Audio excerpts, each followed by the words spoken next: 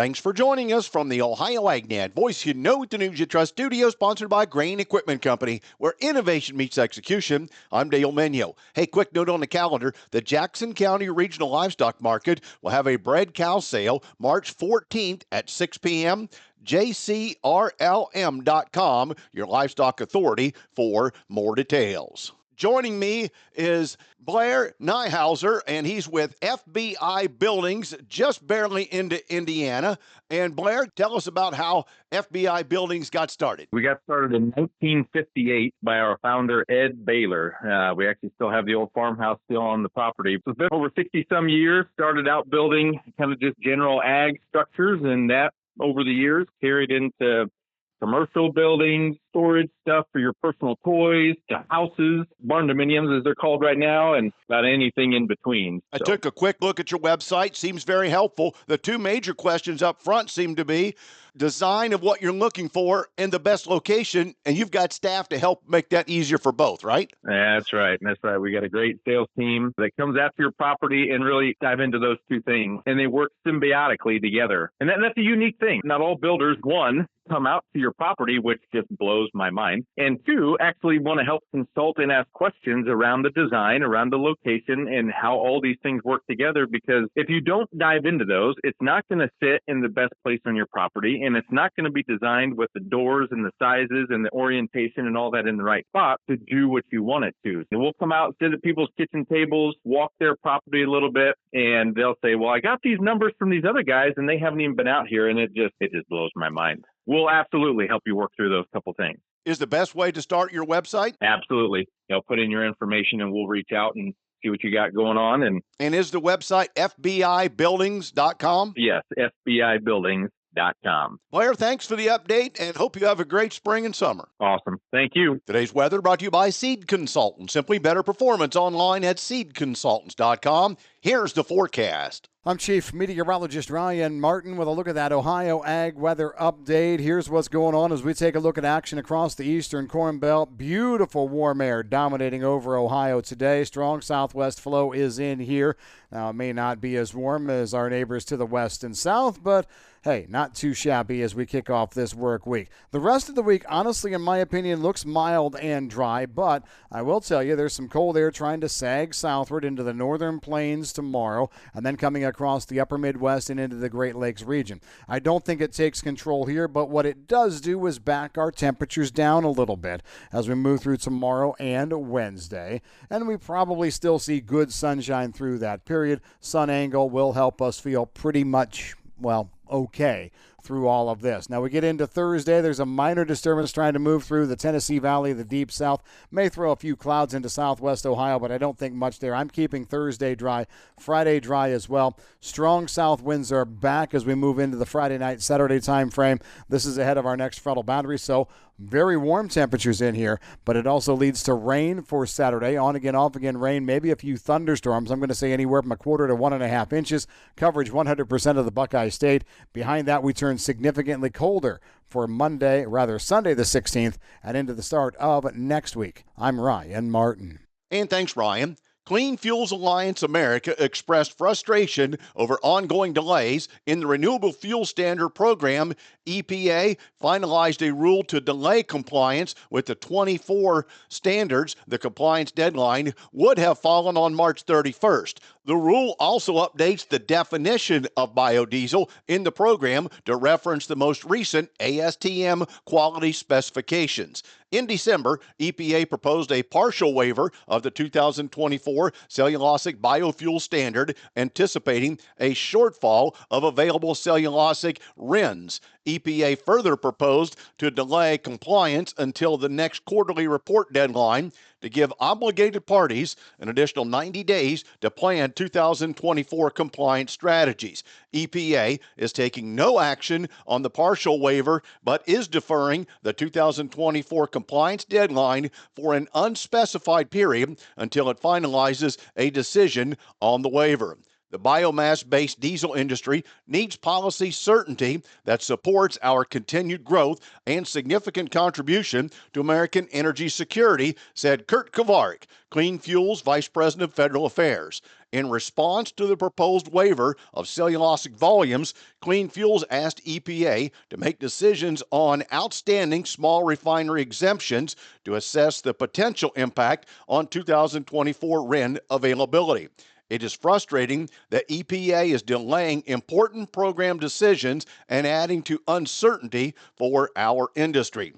Last June, Clean Fuels petitioned EPA to reconsider the low volumes for biomass-based diesel and advanced biofuels set for 24 and 25, which were set significantly below production capacity and trends. Clean Fuels has also filed a lawsuit over EPA's failure to meet the November 2024 deadline to set 2026 RFS volumes. Let's check in with Dusty Sonnenberg. He has an update from Ohio Corn and Wheat. I'm joined today by Gary Puckett. Gary is Director of Communications and Industry Engagement with the Ohio Corn and Wheat Growers Association. Corporate sponsorships are so important to all the commodity organizations, but in particular, as we look at the Ohio Corn and Wheat Growers Association, talk a little bit about how those relationships really ultimately benefit farmers. You know, our corporate sponsors are dear to us because they help support the mission of Ohio Corn and Wheat. And we have 3 levels of corporate sponsors. We have our platinum sponsors, our titanium sponsors, and our steel sponsors, and they all help us achieve our goal of being able to advocate and serve growers across Ohio. And that's where it starts, is we all have a united vision of the work that we're doing is helping growers across Ohio, helping to get issues resolved, helping them in their daily lives of growing the crops that they grow, and also developing those relationships that you just can't get outside of these partnerships. No matter if it's a seed company or if it's a spraying company or really even a crop insurance company, they all help serve and meet a certain need, much like Ohio Corn and Wheat. There are so many things that are going on that, whether it be in Washington, D.C. or in Columbus, Ohio, or just in individual counties across their state. And Ohio Corn and Wheat is proud to be able to be a part of those and be a leader in that area. You know, we're very active in trying to stay ahead of issues and not have to be reactive. We always like to be proactive as much as we can. We couldn't do it without the support of these corporate sponsors to help fund and help us be able to do what we do well and continue to get better at it. Again, my guest is Gary Puckett, Director of Communications and Industry Engagement for the Ohio Corn and Wheat Growers Association. And thanks, Dusty. USDA will release the March edition of the World Agriculture Supply and Demand Estimates Report. Traders will be interested in South American production as well as U.S. demand estimates, but overall, Tuesday's report arrives at a welcomed reprieve from the whirlwind of trade policy that has dominated and battered markets over the past few weeks. In the corn market, it's been steadily drifting higher since late fall, with very little disturbance to the rally up until last week or so of February, when nervous traders holding their longest position in corn futures since spring of 2022 began to hit the sell button. What ensued was the largest weekly sell-off in May corn futures since the contract's earliest trading days back in late June of 2023. Prices have recovered somewhat after compromises were made by the U.S., Canada, and Mexico regarding tariff trade agreements in accordance with USMCA.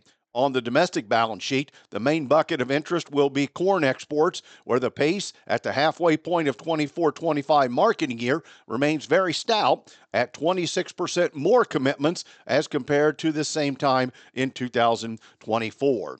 On the world balance sheet, South American production will again be of keen interest to traders following a very dry end of 24 and start to 25. Recent conditions in Argentina have reversed course and now turned very wet over the past 2 weeks. In soybeans, prior to the February WASDE report, the soybean market was already top-heavy, and the overall neutral report did nothing to support prices as it simply reconfirmed very large production out of South America, even with a 3 million metric ton cut to Argentina production in late February. Losses accelerated as a result of increased trade tensions with Mexico, Canada, and China. And on the wheat side of things, at this point, 3/4 of the way through the 24-25 marketing year, the wheat balance sheet's estimates likely offer very little room for surprises. Most of the market's attention has already shifted toward new crop, where the mid-February cold burst sent wheat prices to their highest level in several months, just to come violently crashing down as trade fears mounted in late February. Weather is likely to remain the primary driver of wheat prices moving forward. Stay tuned. Back with more after this. Attention Ohio businesses. Join the Ohio Bureau of Workers' Compensation for the 2025 Ohio Safety Congress and Expo, April 16th through the 18th at the Greater Columbus Convention Center. Connect with industry experts, have hands-on training sessions, explore cutting-edge safety solutions with over 300 exhibitors. Whether you're looking to reduce risks, enhance productivity, or build a stronger safety culture, the Ohio Safety Congress is for you. Register at www.ohiosafetycongress.com. It's free. This is Dale Minio with the Ohio AgNet. For over 25 years, my truck has been running strong on biodiesel, reliable, high-performance fuel that keeps me on the road promoting agriculture. Every gallon helps power Ohio's economy, protect our environment, and support our hardworking soybean farmers. The best part? It works in any diesel engine. No modifications needed. Take it from me. Choose biodiesel and drive with purpose. Learn how at soyohio.org. Today's market analysis is brought to you by the Louis Dreyfus Company. Excited to be building the newest state-of-the-art soybean crush facility in Upper Sandusky, Ohio. For marketing information on your soybeans with LDC, call 574-566-2113. Here's Ryan Martin. After a very wild week last week, it appears the Friday trade tried to make a little bit of heads or tails of what was going on, at least in the grains. Now, livestock markets, they're smoking something serious again here as we had a huge uptick in live cattle and feeder cattle. We won't talk about that much here today, but I'm going to tell you as you go through this week, watch those meat prices just a little bit. Let's go to the grains where corn finished on Friday anywhere from 3 to 5 3/4 higher. Beans were down fractionally to about 3 to 4 cents on old crop, slightly higher on new. Bean meal was flat, bean oil higher. The wheat markets were down a little bit. It was interesting. Corn rallied on Friday due to mostly chart buying and the USDA report bullish hopes. The U.S. dollar failed last Friday after the jobs report. And, of course, the weather models continued to give us conflicting views of the world trade, especially down in Brazil. The grain futures, at least on corn, tried to bounce late last week after President Trump reversed the Mexico and Canada tariff situation back on Thursday.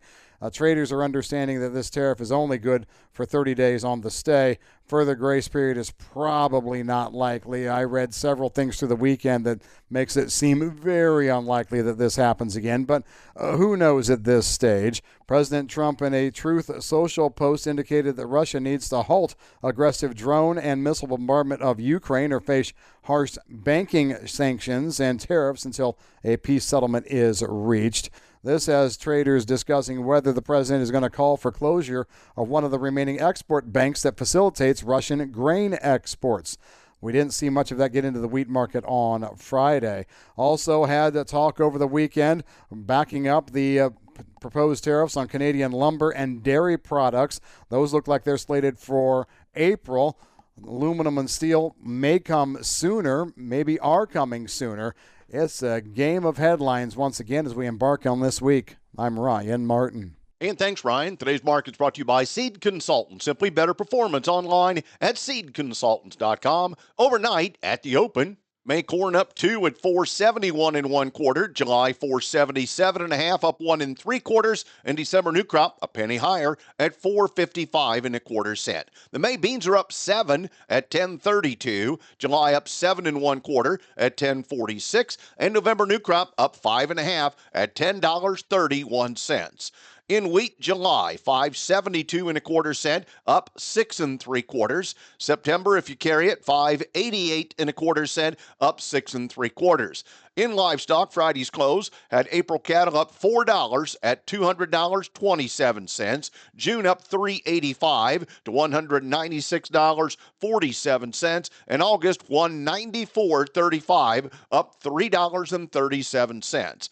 April lean hogs sold higher, but not as much as cattle, up 70 cents at 87.35. May, $90.60, up 92, and June up $1.07 at $98.10. The April feeder cattle, $278.15, up $3.72, and May feeder cattle up $4.35 bringing it to $278.20. Thanks for joining us. Have a great day, everyone. I'm Dale Menyo. This is the Ohio AgNet.